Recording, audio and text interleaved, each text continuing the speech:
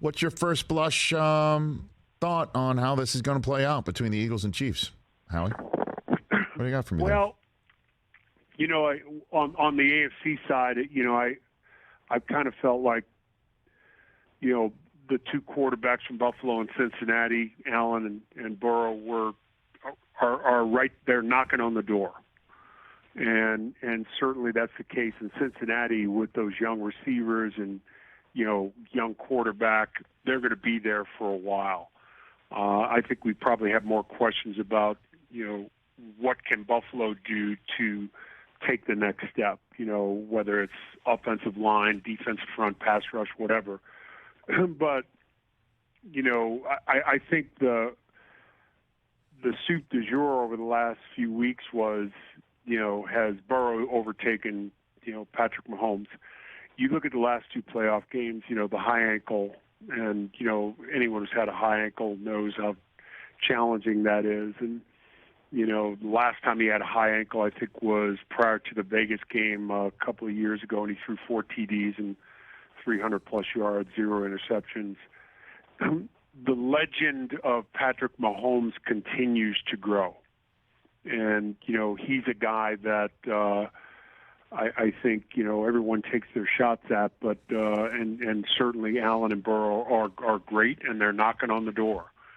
And you have to keep moving forward and upward, or they're going to catch you. And what makes him special, and you can add the athletic ability to Patrick Mahomes, is the heart and the will. And, I had a son, was fortunate enough to play there 2 years ago, and just described him as Michael Jordan.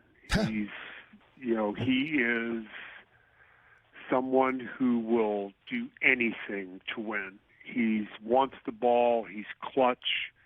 Kelsey, that combination, it's, you go down through history of great pairings of players, and, remember the Super Bowl where he got beat up, and Andy Reid and their GM made the decision to revamp that offensive line, and certainly that's been the case, and I think it was the smartest thing to do because, it's Fort Knox. It has to be Fort Knox because you've got the most valuable asset in football playing quarterback who can make things happen like nobody else. Conversely, I thought Philadelphia for the majority of the season was the best team in football. In a day and age when, you're just chucking it all around the yard. They were running for 240 yards, and they do it in an unconventional way, and a quarterback who took a quantum step from last year just to this year. To his credit, put in extra work, went to, throwing mechanic coaches and, worked on his game individually. It's the best offensive line in football. We talked about it prior to last week's game. I thought the two tackles are the best pairs.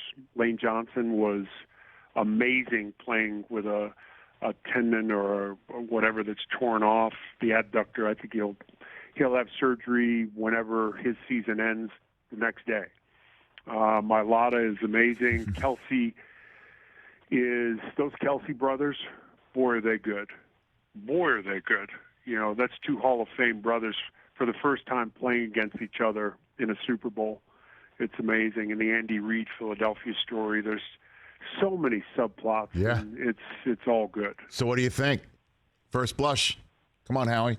This is TV, the sports talk radio here. First blush. I mean, the luxury of sitting here on a Wednesday prior to heading out to Arizona, yes, which is a home game for the family. Which is great. Okay.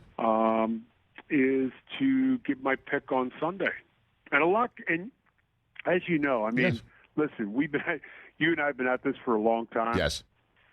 Things happen between now and then.